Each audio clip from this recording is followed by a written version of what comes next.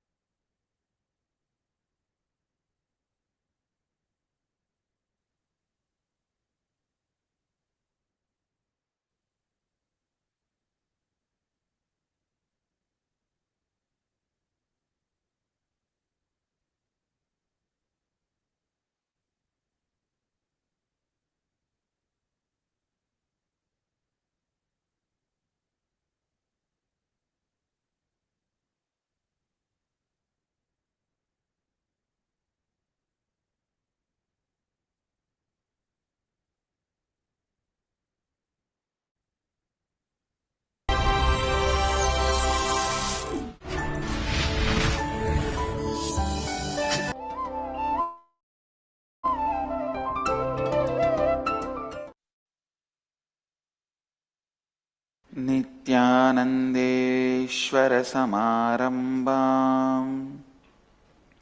Nityanandeshwari Madhyamam Asmadacharya Paryantam Vande Guru Paramparam.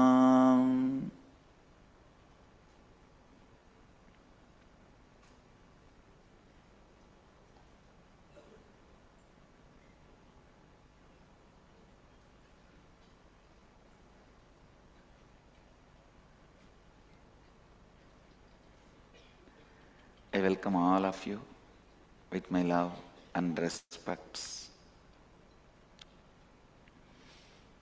I welcome all the devotees, disciples, Samajis, Satsangis, Sri Mahants, Mahants, Tanedars, Kotaris, sitting with us through Nithyananda TV, Sadhana TV, Ara TV, and two-way video conferencing, having Nayana Diksha all over the world.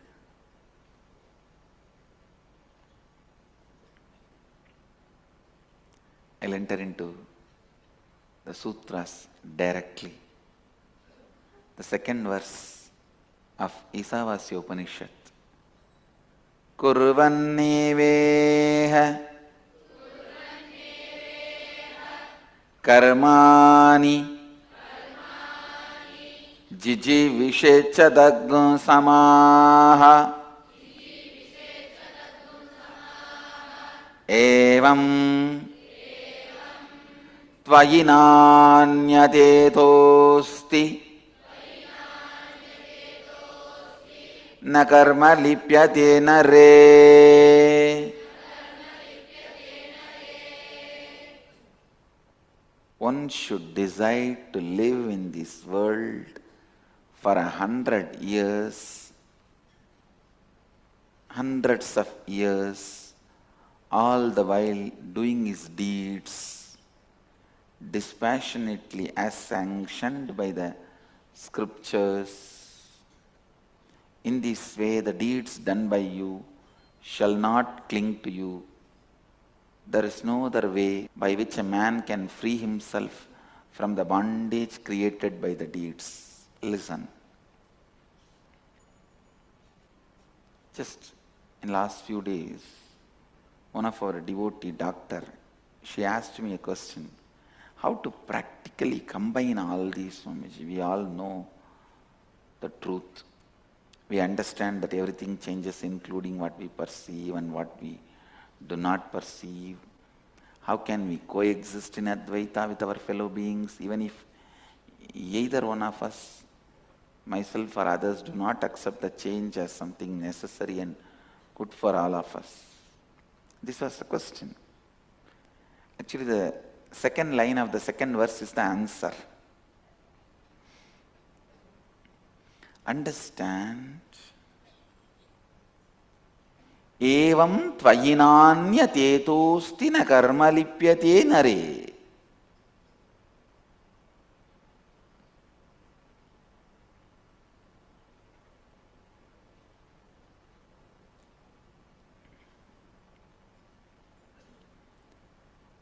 When you decide to live, when you decide for life based on the understanding everything is consciousness. See, I'll just give you few types of mental setups. Some people decide against life, seeing the suffering in the life, and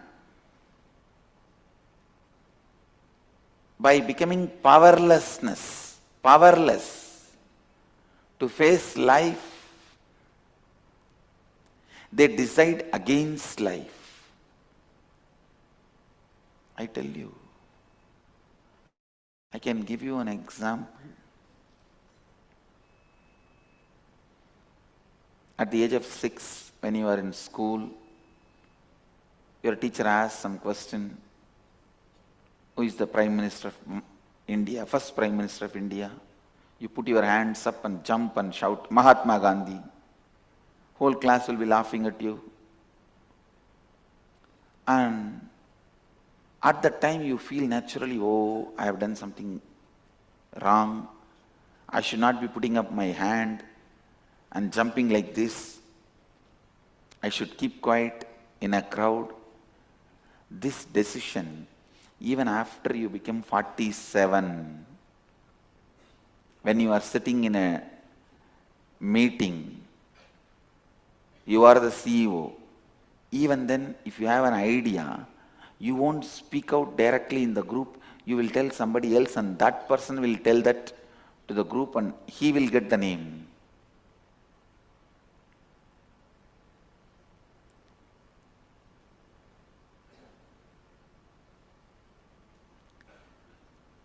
You decide for your whole future based on one incident.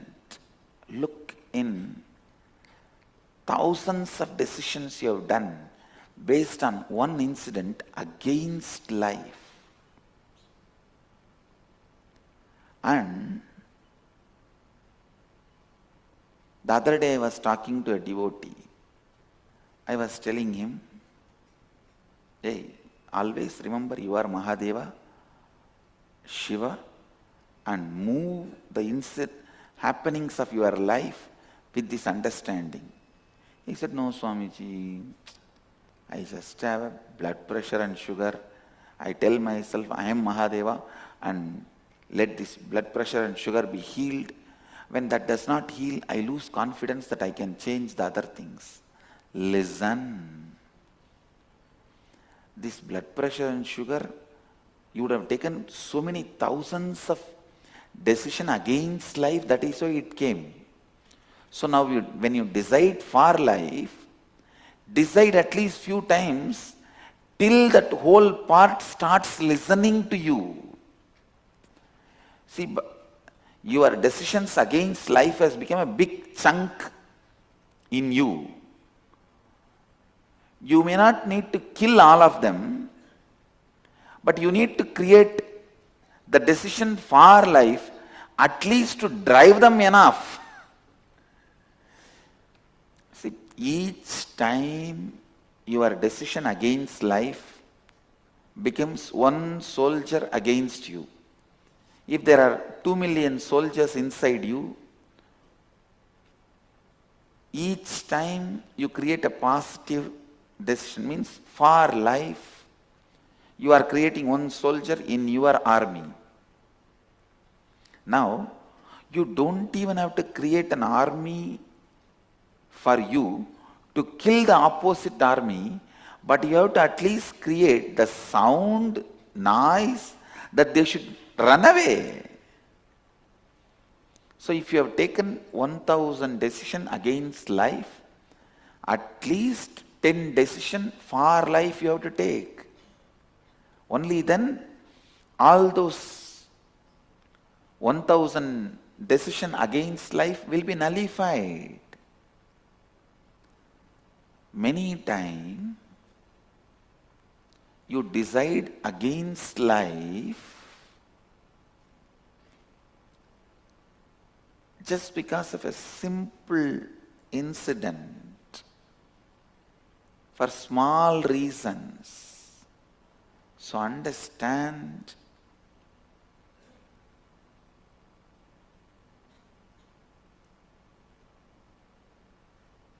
there is one kind of mental setup which decides against life because of few incidents of life.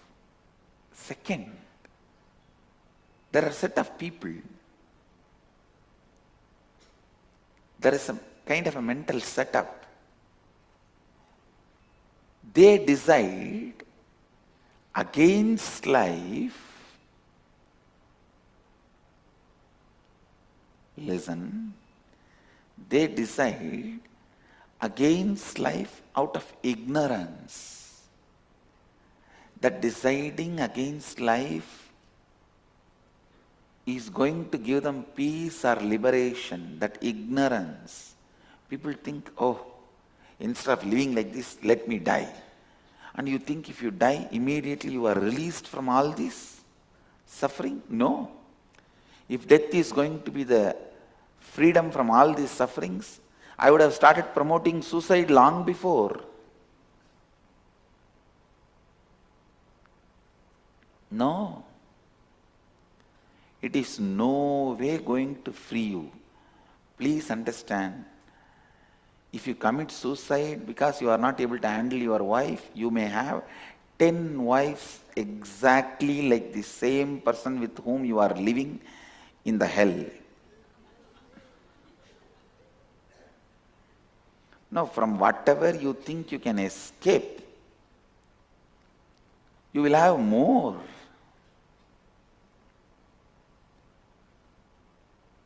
You will have more. And unfortunately, in the hell, you don't have a choice of committing suicide. So out of ignorance, people deciding against life. And there are some people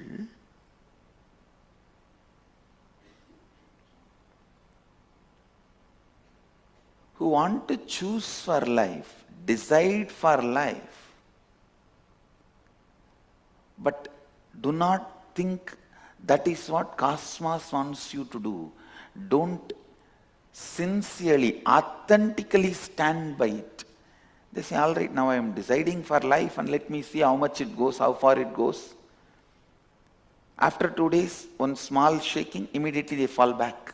They collapse. Again they start entertaining the thoughts. I think instead of this, let me better withdraw. Please understand. All withdrawal you did is against life.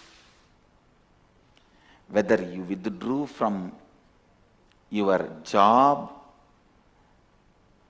thinking that it will be too stressful and responsible, or you withdrew from your love affair, thinking that it will not be possible for you to stand and give a fight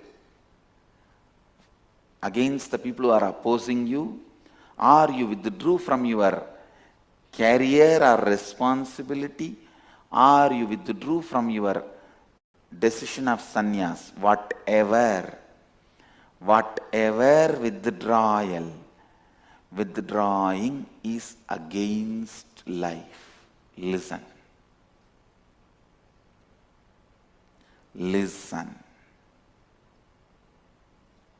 Withdrawing is against life. See, before you start, spend enough time in analyzing, is it non-violent? Is it not hurting others? All that, do it. Because anything violent, hurting others, the moment you realize, you should withdraw. That is living Advaita. I am not speaking from that context. Listen. Withdrawing because you become powerless is against life.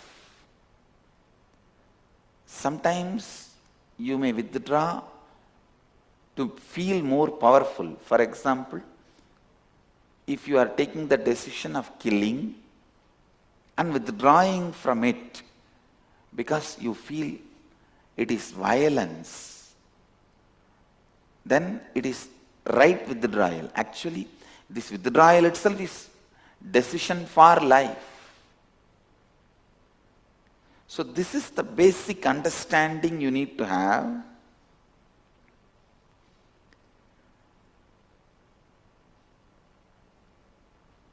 Whatever makes you powerful and live Advaita, you should decide for it. And these ideas which I am expressing in the morning satsang, explaining these Upanishadic verses, you may need to listen to this satsang 3-4 times and internalize, because very subtle understandings, you can't handle this roughly. No. You can't handle this roughly. These subtle understandings need to be studied, internalized. That is why Vakyartha Sadas. That is why Vakyartha Sadas.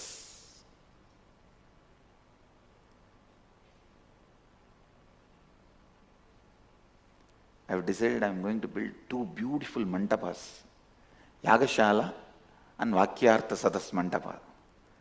Every day Vakyartha Sadas will go on in the Vakyartha Sadas Mandapa.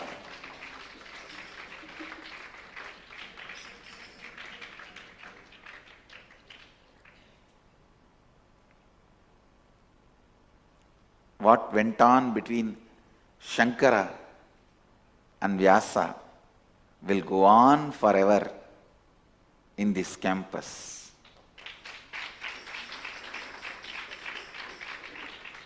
And I also wanted in all the ashrams, as much as possible, every evening have Vakyartha Sadas. Every evening have Vakyartha Sadas. Even if 10 of you sit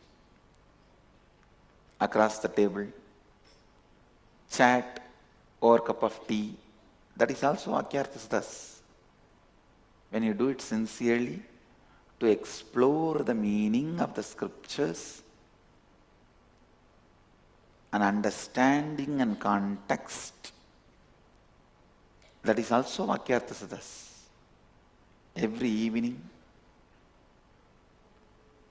we should have Vakyartha Sadas. Once sun sets, the Vakyartha Sadas should start. Because now whatever I am speaking, you may miss some words, you may have some confusion. You need to internalize again and again and again. Deciding for life. Listen. Deciding for life. Every time you decide for life, immediately it reflects in your being. I told this devotee who was complaining to me, I tried to cure my blood pressure and sugar. When that did not change, I got the negative belief. I feel that is not going to work out for me. No, don't do that. Understand, the number of times you decided against life only is sitting in you as disease. So you should decide how many number of times it may take that I have to decide for life to drive these diseases out. I am going to decide, that's all. This disease has to disappear. How many number of times I have to decide for life for this to disappear, I don't care. But I am going to go on decide for life. Whether these diseases disappear in this birth, in this body, or in the next body I am going to have healthy body, that is, I don't care about that.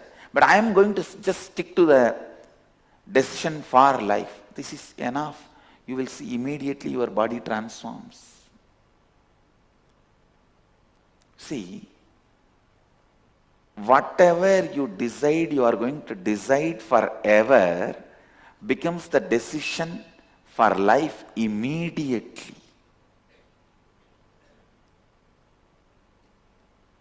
Just the other day I was telling in the satsang, if you decide clearly, till death you are going to decide only for wealth, you will feel then why should I delay till death? Come on, let me start deciding now and let me start expressing. Life will be aligned, tuned. I tell you, frustrated beings are the criminals of planet Earth. Listen, frustrated beings are the criminals of the planet Earth. When somebody is frustrated, starts deciding against life, they are the dangers to planet Earth. When somebody constantly decides for life, they become the juice of planet Earth, the essence of planet Earth.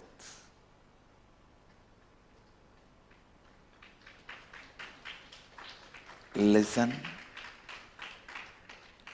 go on deciding for life, and know when you need to change. Even your change will automatically happen when you decide for life. For example, if you decide for wealth, thinking that is life, after some time you will realize much more than wealth, there is something in you which is more important for life. You will start deciding for that. That may be health. And after some time, you will realize more than health, something more important exists in you, that is life, that is enlightenment.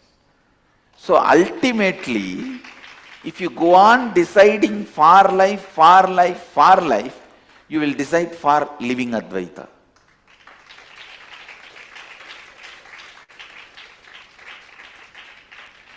But when you believe money is life, don't decide for living Advaita. Then you will be hypocritical. When you believe money is life, decide for money. When you realize health is life, decide for health. When you realize enlightenment is life, decide for enlightenment. When you realize everything is life, decide for everything. You will have energy to have everything. Money, health, enlightenment, everything.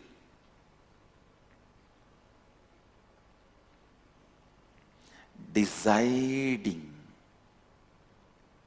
for life consciously in every step makes you free from all the karma. What is karma?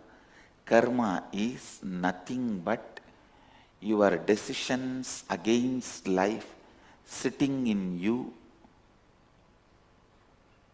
and harassing you, putting you in incompletion. Your decisions against life, which sits in you and puts you in incompletion, is karma. Is karma. Your decision for life liberates you from all karmas, all fears, all negativity. Evam tvayinanyate tosti na karma lipyate nare. There is no other way by which a man can free himself from the bondage created by the deeds. Listen.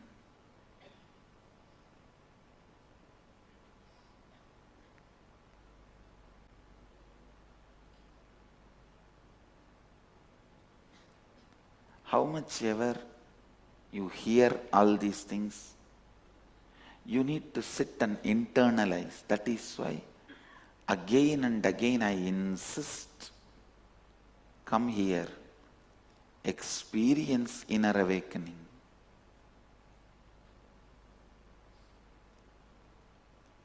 Experience completion. You will see this whole truth, deciding for life, will become your very core cognition.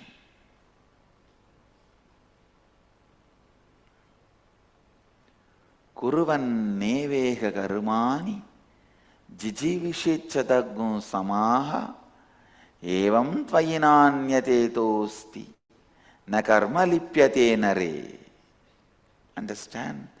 There is no other way by which a man can free himself from the bondage created by the deeds. This is the only way you can free yourself from all your past karma. Now decide for life, work for life, I tell you. People ask me, Swamiji, in the past I have done a lot of violence. I have eaten all the animals. I have killed so many animals. I have harassed so many people. How can I get rid of the karma? The only way Upanishad says, decide for life. Enriching is the greatest decision for life you will take. When you enrich somebody with wealth, your karma, your decision against wealth, your karma related wealth will go away. You will be free. When you enrich somebody with food, your karma, your decision against food, that will go away. You will be free from it. When you enrich somebody with a spiritual knowledge and enlightenment, all your past karma, decisions against life, bondage created by all the past deeds, all the karma will go away. You will be free from all the karmas. You will become a Jivan Mukta. You will live Advaita.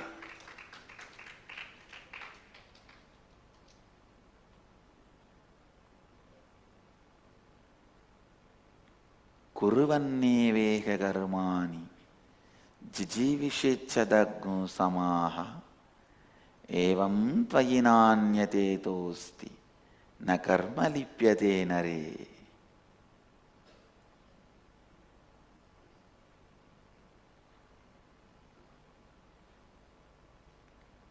Na karma lipyate nare. Learning to decide for life. Learning to decide for life.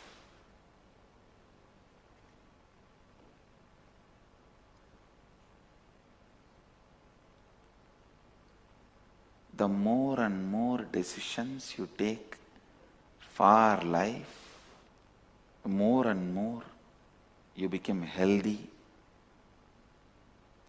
you become wealthy, you become awakened, you become enlightened, you become being, living Advaita. I can say this is the essence of Hinduism, Vedic tradition. This is the essence of Vedic tradition. Decide for life. And when you decide Dharma is your life, when you feel Dharma, decide for it. If you feel Artha is your life, decide for it. If you feel Kama is your life, decide for it. If you feel Moksha is your life, decide for it. If you feel all the four are your life, decide for it. Deciding for life liberates you from all the bondages, karma. I tell you, every problem you face is your decision taken in the past. Every obstacle you face in your life is your decision you took in the past, knowingly or unknowingly.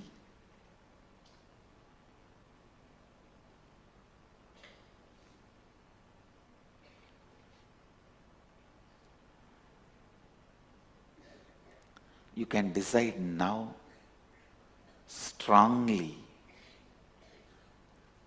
for life. You will see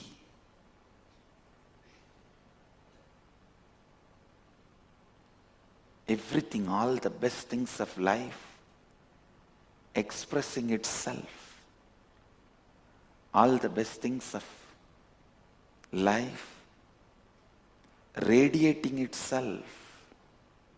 Upanishads are so clear. They are declaring there is no other way. Evam tvayi na anyatetosti na karma lipyate nare.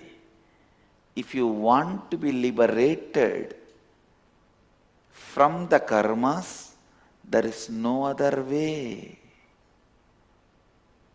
There is no other way to be liberated from the karmas.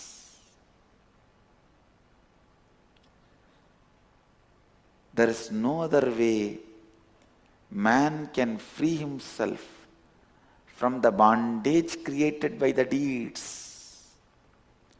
Kurvan neveha karmani jijivishechadagum samaha evam tvayinanyatetosti na karma lipyate nare.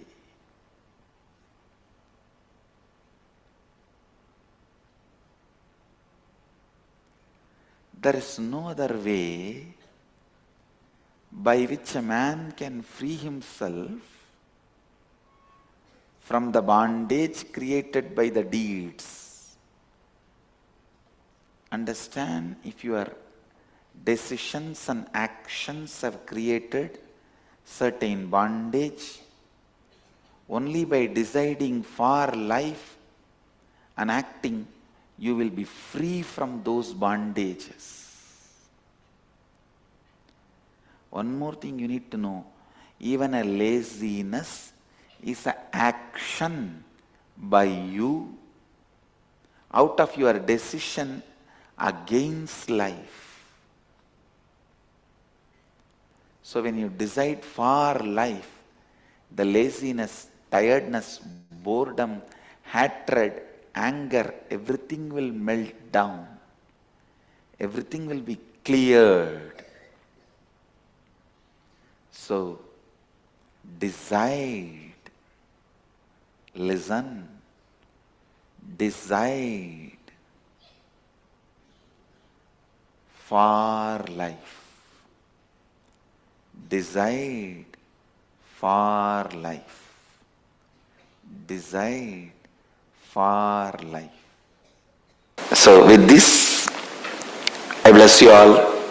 Let you all radiate with integrity, authenticity, responsibility, enriching, causing, living Advaita. The eternal bliss, Nithyananda. Thank you. Be blissful.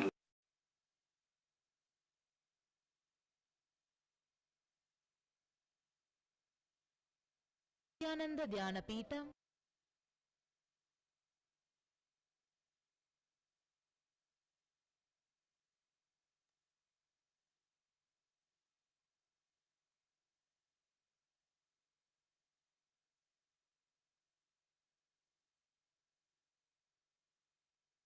Yes, we all listen to what Bhagavan had said about decide for life.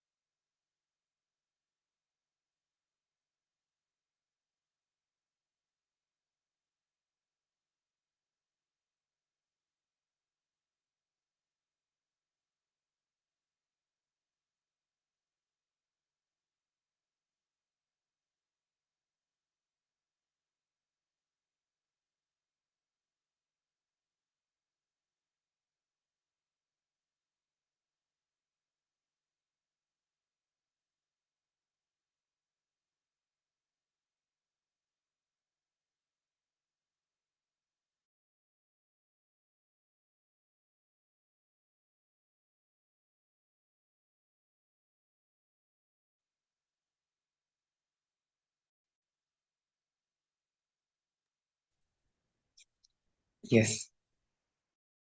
We'll move on to the next truth, whatever Bhagavan is giving to all of us.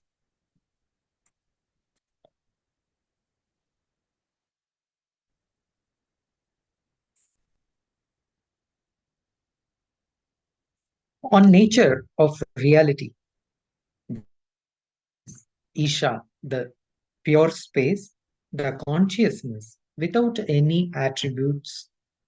You cannot even give the attribute of superconsciousness or superconsciousness. It is actually consciousness giving its own address and declaring about itself to all of us. This next verse is the visiting card of consciousness. If you just follow this verse, you will reach Isha, you will reach the pure consciousness. Anijadakam manaso javiyo nainad dvev apnu van purvam maras satah tad dava don yana dhyate dishtata tasminnabo ma darishva dat dadati. He is stable. He is the only one. He has swiftness which surpasses the agility of the mind. He was present before anything came into being. He existed in the beginning. He is the embodiment of jnana, truthful knowledge, enlightenment, wisdom, erudition. He is all-pervading, omnipresent, omniscient, and all-knowing. He is beyond the comprehension of even the gods such as Indra. He can overtake others who are running fast, even though he does not run or that move himself a little bit. And it is really relying upon his powers and authority that the various gods such as the wind god are successfully able to do deeds such as producing rain and enabling mortal creatures to have life, to live and bear the prana, the spark of life and the vital winds that sustain life in a creature.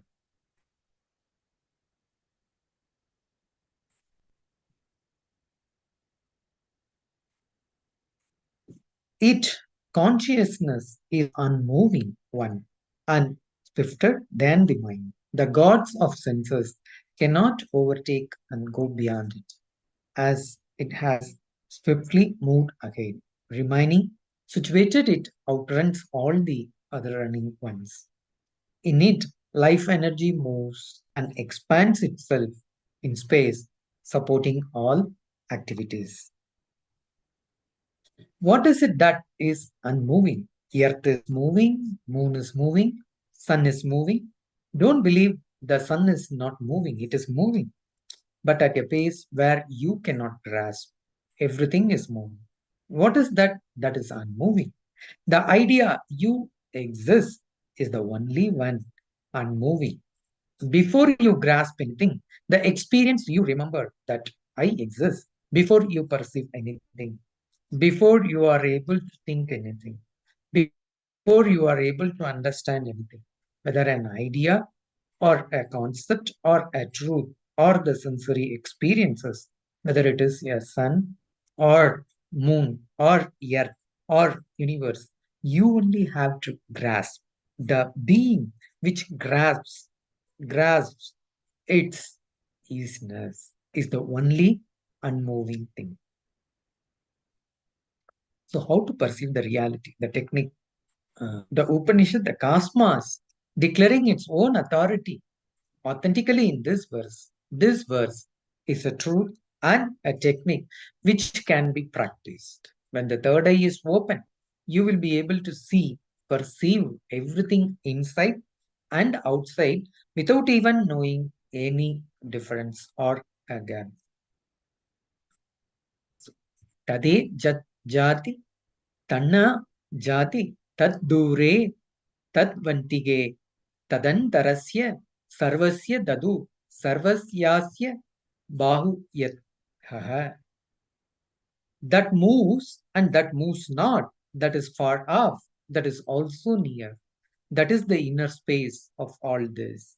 That is also the outer space of all this.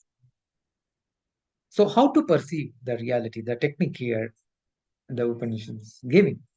Only when your third eye is awakened, you will understand there is no such thing as inner and outer. That is what is the result of third eye opening. How to find out? For somebody, third eye is fully awakened. The idea of inner and outer will disappear. It is truth that consciousness moves, and at the same time, it is truth that consciousness does not move. Truth that consciousness is far off from the farthest space. The truth that consciousness is also nearer than the nearest space. Truth is the inner space of the whole cosmos.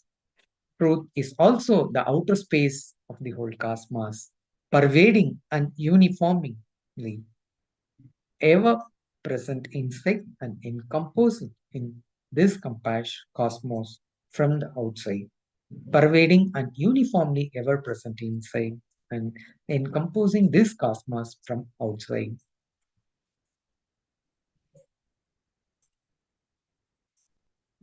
So this, the powerful cognitions we got from our Bhagavan. So with this, you internalize all the truths and the powerful cognition. Just Swamiji, as he said, decide for life and say yes to life. So that will bring you the powerfulness and also to handle all the situations in your life. So with this, we are come to the conclusion of this sessions. We will now move on to the power manifestation. So I request all the participants to stay tuned for the upcoming power manifestation session.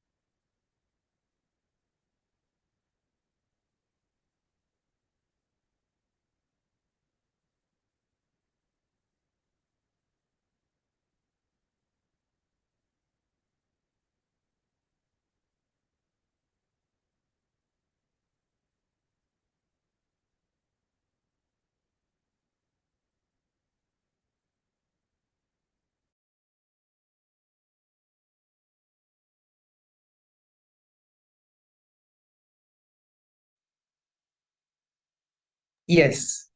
Now we will start the power manifestation session with the Sadguru Vandanam.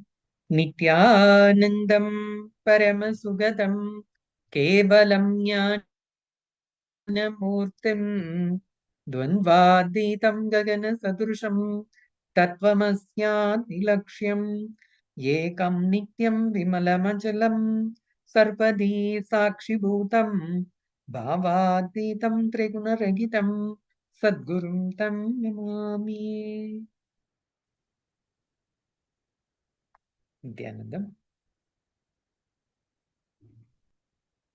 So in this session, we are going to manifest the power called consciousness over matter. So we all have understood that we are consciousness. So with this powerful cognition, we will get ready for this power manifestation sessions. I request all the people to get these items set up ready for to do this PM. So have your copy of Living Enlightenment book. This will give you the powerful cognitions. When you establish in this powerful cognition, you can able to radiate powers.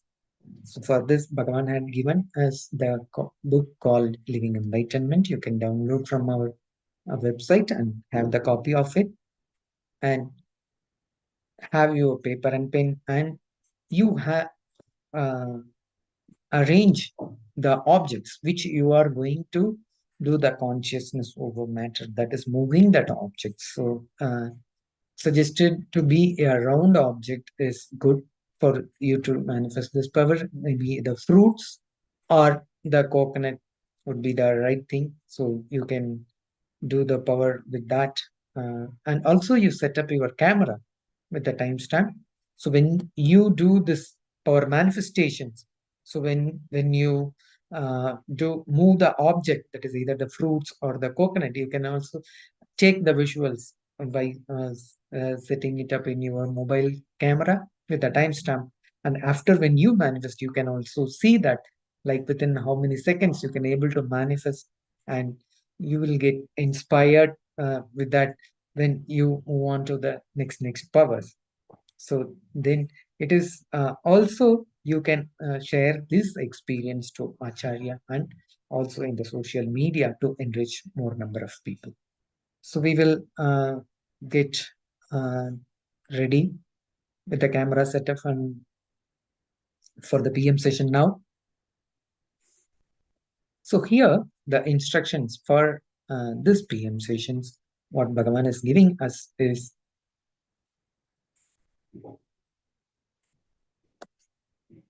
sit cross-legged on the floor with your head, neck and spine in a straight line, and visualize Paramashiva has come down as our beloved Swamiji Bhagavan Nithyananda Paramashivoham from KAILASA. Remember Paramashiva in your third eye. As we all know that Paramashiva is having third eye, and now Swamiji is saying we are all Paramashiva and we are all having this third eye. The third eye is an internal, it is an intra organ in between the two eyebrows, that is on the forehead of you. So you remember Paramashiva on your third eye. So sit with this powerful cognition and meditate on it. Think intensely, you are Nithyananda Paramashiva. Anything else you think as your identity is delusion. Drop it now and complete with that. You are Nithyananda Paramashiva.